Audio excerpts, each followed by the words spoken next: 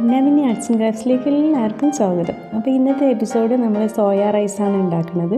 ചില ദിവസങ്ങളിൽ ഇറച്ചിയോ മീനോ പച്ചക്കറി അങ്ങനെയൊന്നും ഇല്ലാത്ത ഒരു ദിവസം പെട്ടെന്ന് തന്നെ ഉണ്ടാക്കിയെടുക്കാൻ പറ്റിയ ഒരു സൂപ്പർ ടേസ്റ്റിലുള്ള ഒരു റൈസാട്ടോ അത്. അപ്പോൾ നമുക്കിത് എങ്ങനെ ഉണ്ടാക്കാൻ നോക്കാം.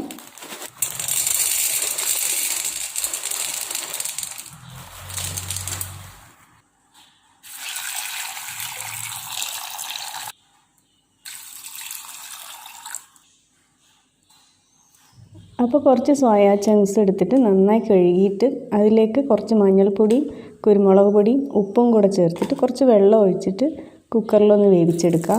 ഒരൊറ്റൊരു വിസിൽ മതിയാവും കേട്ടോ. ഒരു വിസിൽ വന്ന ഉടനെ ഓഫാക്കിയിടുക. പിന്നെ ചൂടാറിയ ശേഷം തുറന്നാൽ മതി.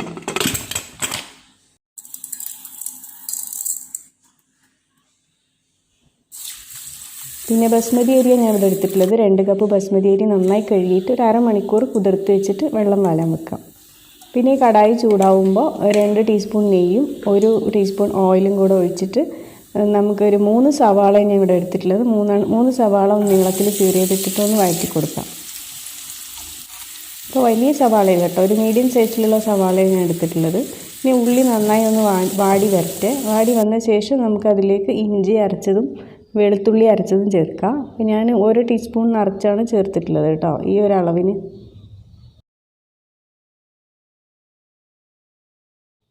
ഇനി അതും സവാളയിലൊന്ന് ചേർന്ന് കഴിഞ്ഞാൽ പിന്നെ 2 തക്കാളി ചെറുതാക്കി മുറിച്ചിട്ട് അതിട്ട് കൊടുക്കുക. അതൊന്ന് വാടി വരട്ടെ.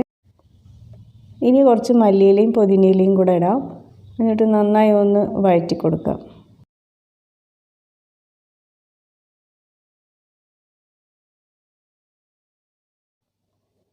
ഇപ്പോൾ എല്ലാം നന്നായി വാടി വന്നിട്ടുണ്ട്. ഇനി ഇതിലേക്ക് ആവശ്യത്തിനുള്ള ഉപ്പ് ചേർക്കുക. ഈ മസാലയ്ക്ക് ആവശ്യമുള്ള മാത്രം ഉപ്പ് ചേർത്താൽ മതി കേട്ടോ, കാരണം നമ്മൾ സോയ ചങ്ക്സിൽ ഉപ്പിട്ടിട്ടുണ്ട്. ഇനി ഒരു 4 പച്ചമുളക് കീറിയിട്ടിട്ട് കൊടുക്കുക. അപ്പോൾ ഉള്ളിയും തക്കാളിയൊക്കെ നല്ലോണം വഴണ്ട ശേഷം കേട്ടോ ഞാൻ പച്ചമുളക് ചേർക്കുന്നത്. അപ്പോൾ അതിൻ്റെ ഒരു ടേസ്റ്റ് വേറെ ആയിരിക്കും. ഇനി ആവശ്യത്തിനുള്ള മുളക് പൊടി ഇട്ട് കൊടുക്കുക. ഞാനിപ്പോൾ ഇവിടെ 1 ടീസ്പൂൺ ഇട്ടിട്ടുണ്ട്. ഓരോരുത്തരുടെ ഇഷ്ടത്തിനനുസരിച്ചിട്ട് എരിവിനനുസരിച്ചിട്ട് കൂട്ടും കുറക്കും ചെയ്യാം. ഇനി 1/2 ടീസ്പൂൺ ഗരം മസാലപ്പൊടി, അത് ബിരിയാണിക്ക് പൊടിച്ച് വെച്ച ഗരം മസാലയാണ് കേട്ടോ. പിന്നെ പുളിയുള്ളൊരു തൈര് 1 ടേബിൾ സ്പൂണ്, നമ്മൾ പാക്കറ്റിൽ വാങ്ങിക്കണ തൈരില്ലേ അത് കുറച്ച് പുളി ഉണ്ടാവുമല്ലോ, അപ്പോൾ അതാണ് ചേർത്ത് കൊടുക്കേണ്ടത്. 1 ടേബിൾ സ്പൂൺ തൈരും ചേർത്ത് നന്നായി ഒന്ന് മിക്സ് ചെയ്യുക. അതിന് ശേഷം നമുക്ക് വേവിച്ച് വെച്ച സോയ ചങ്ക്സ് ചേർത്ത് കൊടുക്കാം. അപ്പോൾ ഈ സോയ ചങ്ക്സിൻ്റെ അകത്തൊക്കെ വെള്ളം ഉണ്ടാവും, നമ്മൾ വേവിക്കാനിട്ട വെള്ളം മുഴുവൻ അതിൻ്റെ അകത്തുണ്ടാവും. അപ്പോൾ അത് പോകാൻ വേണ്ടിയിട്ട് ഒരു 5 മിനിറ്റ് സമയം ഒന്ന് അടച്ച് വെച്ചിട്ട് വേവിച്ചെടുക്കാം കേട്ടോ. അതായത് കരിയരുത്, ഇടയ്ക്കൊന്ന് ഇളക്കി കൊടുക്കണം. വെള്ളം വറ്റണ വരെ ഒന്ന് അടച്ചിട്ട് വെക്കുക. ഒരു 5 മിനിറ്റ് വെച്ചാൽ മതി. അപ്പോഴത്തേക്ക് വെള്ളമൊക്കെ വറ്റിയിട്ടും ഉണ്ടാവും, നമ്മുടെ ചങ്ക്സിൽ മസാലയൊക്കെ പിടിച്ചിട്ടുണ്ടാവും സോയ ചങ്ക്സിൽ. ഇപ്പോൾ അത് റെഡി ആയിട്ടുണ്ട്. ഇനി ഇത് നന്നായി ഒന്ന് ഇളക്കിയിട്ട് നമുക്ക് ഫ്ലെയിം ഓഫാക്കി മാറ്റി വെക്കാം. ഇനി ചെയ്യേണ്ടത് നമുക്ക് റൈസ് ഉണ്ടാക്കണം. അപ്പോൾ ചോറിലേക്ക് ആവശ്യമുള്ള ബേ ലീഫും 1 കഷ്ണം പട്ട, 1 ജാതിപ്പൂവിൻ്റെ പകുതി, 1 ചെറിയ സ്റ്റാർ അനൈസ്, 3 ഏലക്കയും 4 ഗ്രാമ്പും ആണ് ഇട്ടിട്ടുള്ളത് കേട്ടോ. ഇനി 1 ടേബിൾ സ്പൂൺ ഓയിലും 1/2 ടീസ്പൂൺ നെയ്യും കൂടെ ഒന്ന് ചൂടാവട്ടെ. ചൂടായ ശേഷം നമുക്ക് ഈ സ്പൈസസ് അതിലിട്ടിട്ട് ഒന്ന് ഇളക്കിയെടുക്കാം.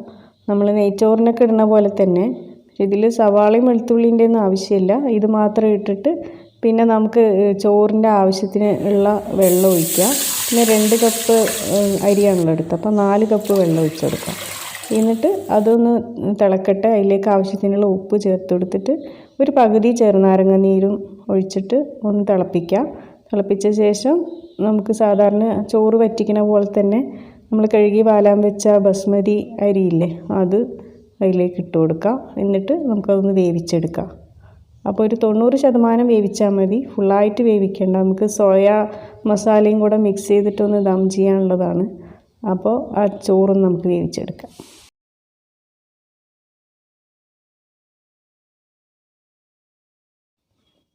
ഇപ്പോൾ നമ്മുടെ റൈസ് നന്നായി വെന്ത് വന്നിട്ടുണ്ട്. കുറച്ചും കൂടെ വേവാനുള്ളൂ കേട്ടോ. ഏകദേശം ഒരു 90-95% വെന്തിട്ടുണ്ട്. അപ്പോൾ ഇനി അതിൻ്റെ പകുതി ഒരു പാത്രത്തിലേക്ക് മാറ്റി വെച്ചിട്ട് ബാക്കി പകുതി അതിലൊന്ന് നിരത്തി കൊടുക്കുക. പിന്നെ കുറച്ച് മല്ലിയിലയും സവാള പൊരിച്ച് കോരി വെച്ചത് കുറച്ചിട്ട് കൊടുക്കുക. അതുണ്ടെങ്കിൽ ഇട്ടാൽ മതി, ഇല്ലെങ്കിൽ നിർബന്ധമൊന്നുമില്ല. പിന്നെ ഒരു നുള്ള് ഗരം മസാലപ്പൊടി ഒന്ന് വിതറി കൊടുക്കുക. എന്നിട്ട് അതിൻ്റെ മുകളിൽ നമ്മൾ വേവിച്ച് വെച്ച സോയ മസാല ഒന്ന് നിരത്തി കൊടുക്കുക. അപ്പോൾ ഉണ്ടാക്കിയത് ഫുള്ളും അതിലിടണമെന്നില്ല, നമ്മൾ ചോറിനനുസരിച്ചിട്ട് ഇട്ടാൽ മതി. ബാക്കി ഉണ്ടെങ്കിലും നമുക്ക് ചപ്പാത്തിയിലൊക്കെ റോൾ ചെയ്ത് കഴിക്കാൻ നല്ല ടേസ്റ്റാണ്.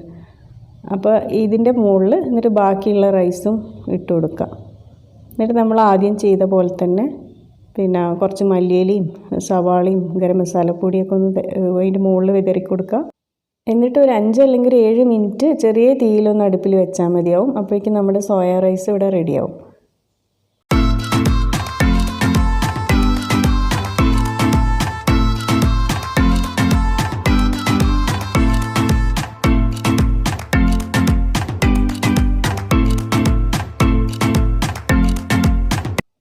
നമ്മുടെ സോയ റൈസ് ഇവിടെ റെഡി ആയിട്ടുണ്ട്. സോയ സെലക്ട് ചെയ്യുമ്പോൾ ചെറിയ സൈസിലുള്ളത് സെലക്ട് ചെയ്താൽ മതി കേട്ടോ. അതാണ് കുറച്ചുകൂടെ ടേസ്റ്റ് ഉണ്ടാവുക വലുതിനേക്കാളും.